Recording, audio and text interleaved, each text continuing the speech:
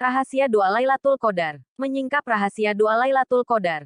Di antara doa yang dianjurkan untuk diperbanyak membacanya di malam-malam yang diharapkan terjadi Lailatul Qadar adalah doa yang diajarkan oleh Rasulullah kepada Aisyah. Ketika ia bertanya, "Wahai Rasulullah, apabila saya menjumpai malam Lailatul Qadar, dengan apa saya harus berdoa?" Beliau bersabda, "Katakanlah Allahumma innaka afuwun tuhibul afwa fa'fu ani, ya Allah. Sesungguhnya Engkau Maha Pengampun dan Engkau mencintai seorang pemaaf. Maka ampunilah aku." Garis bawah, hadis riwayat Ahmad, 24322. Meminta maaf kepada Allah adalah sebuah hal yang sangat ditekankan di setiap keadaan. Anas bin Malik dia berkata, seorang laki-laki mendatangi Nabi Shallallahu Alaihi Wasallam seraya bertanya, "Wahai Rasulullah, doa apa yang paling utama?" Beliau menjawab, "Mintalah pemaafan dan kesehatan kepada Rabbmu di dunia dan akhirat." Kemudian datang lagi di hari yang kedua, dan bertanya, "Wahai Rasulullah, doa apa yang paling utama?" Beliau menjawab, "Mintalah pemaafan dan kesehatan kepada Rabbmu di dunia dan akhirat." Kemudian datang lagi di hari yang ketiga, dan bertanya, "Wahai Nabi Allah, do petik terbalik apa yang paling utama?" Beliau menawab, "Mintalah pemaafan dan kesehatan kepada Rabbmu di dunia dan akhirat. Dan jika kamu telah diberi maaf dan kesehatan di dunia dan akhirat, maka kamu telah beruntung." Garis bawah, hadis riwayat Ibnu Majah, 3848. Rasulullah yang merupakan manusia yang telah diampuni semua dosanya yang berlalu ataupun yang akan datang saja tetap memohon pemaafan Allah setiap hari setiap pagi dan petang. Ibnu Umar dia berkata, garis bawah, Rasulullah tidak pernah meninggalkan doa-doa tersebut ketika menjelang pagi dan sore, yaitu, "Ya Allah, sesungguhnya aku meminta kepadamu ampunan dan keselamatan dunia dan akhirat. Ya Allah, sesungguhnya aku meminta kepadamu ampunan dan keselamatan di dalam menjalankan dienku, duniaku, keluargaku dan hartaku." Garis bawah, hadis riwayat Ibnu Majah, 3871. Lantas bagaimana dengan kita manusia biasa yang memiliki banyak dosa ini? Rasulullah.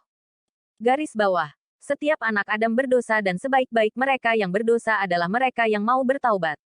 Garis bawah, hadis riwayat Tirmidzi, 2499. Adapun penghususan Lailatul Qadar dengan doa ini karena hikmah dan rahasia yang besar. Imam Ibnu Rajab menjelaskan. Garis bawah, Rasulullah memerintahkan untuk meminta pemaafan dari Allah di Lailatul Qadar setelah bersungguh-sungguh beramal sholih di malam itu dan 10 malam akhir Ramadan karena orang-orang yang arif berilmu tentang agama akan bersungguh-sungguh dalam beramal ibadah kemudian mereka tidak melihat diri mereka memiliki amal salih tidak secara tindak tanduk tidak pula secara ucapan. Mereka justru kembali meminta pemaafan Allah seperti orang-orang yang berbuat dosa dan kesalahan. Garis bawah, Lataifu Al-Ma'arif, 266. Merasa khawatir tidak diterimanya amal ibadah adalah ciri dari orang-orang yang bertakwa. Sedangkan takwa adalah tujuan dari syariat puasa. Diriwayatkan dari Aisyah radhiyallahu anha. Ia mengatakan, "Aku bertanya kepada Rasulullah tentang ayat ini, dan orang-orang yang memberikan apa yang Rabb mereka berikan. Dengan hati yang takut." Al-Mukminun, 60. Aisyah bertanya, "Apakah mereka orang-orang yang meminum khamar dan mencuri?" Beliau menjawab, garis bawah, "Bukan. Wahai putri Siddiq. Tapi mereka adalah orang-orang yang puasa, salat dan bersedekah. Mereka takut kalau amalan mereka tidak diterima. Mereka itulah orang yang bersegera dalam kebaikan." Garis bawah, hadis riwayat Tirmidzi, 3175. Surga tidak sebanding dengan sedikitnya amal kita. Seorang hamba masuk surga sebenarnya adalah karena kebaikan dan rahmat dari Allah.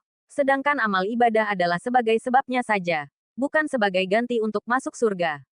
Karena sesungguhnya tidak ada seorang pun yang mampu mengganti kenikmatan surga dengan amal ibadah yang ia lakukan.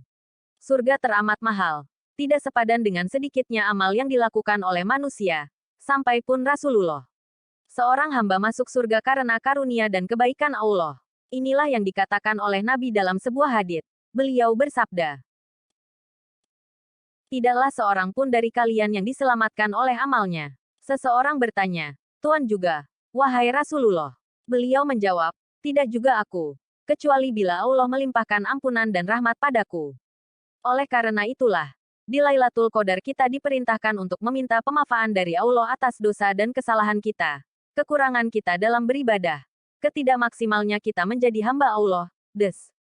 Jangan sampai kita mengira bahwa dengan mendapatkan keutamaan Lailatul Qadar yang nilainya setara dengan 1000 bulan atau setara dengan 83 tahun 4 bulan kemudian kita lantas dapat masuk surga.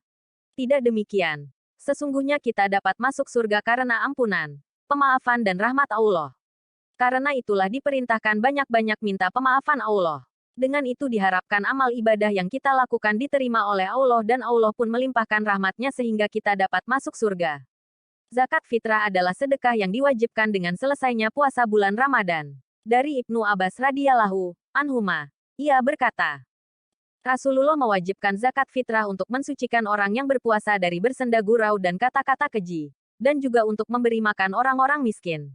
Barang siapa yang menunaikannya sebelum salat Id maka zakatnya diterima dan barang siapa yang menunaikannya setelah salat maka itu hanya sedekah di antara berbagai sedekah. Hadis riwayat Abu Dawud 1609, Ibnu Majah 1827. Zakat fitrah adalah sedekah yang diwajibkan dengan selesainya puasa bulan Ramadan. Dari Ibnu Abbas radhiyallahu anhuma, ia berkata, Rasulullah mewajibkan zakat fitrah untuk mensucikan orang yang berpuasa dari bersenda gurau dan kata-kata keji, dan juga untuk memberi makan orang-orang miskin. Barang siapa yang menunaikannya sebelum salat Id maka zakatnya diterima dan barang siapa yang menunaikannya setelah salat maka itu hanya sedekah di antara berbagai sedekah. Hari, Abu Dawud, 1609. Ibnu Majah, 1827.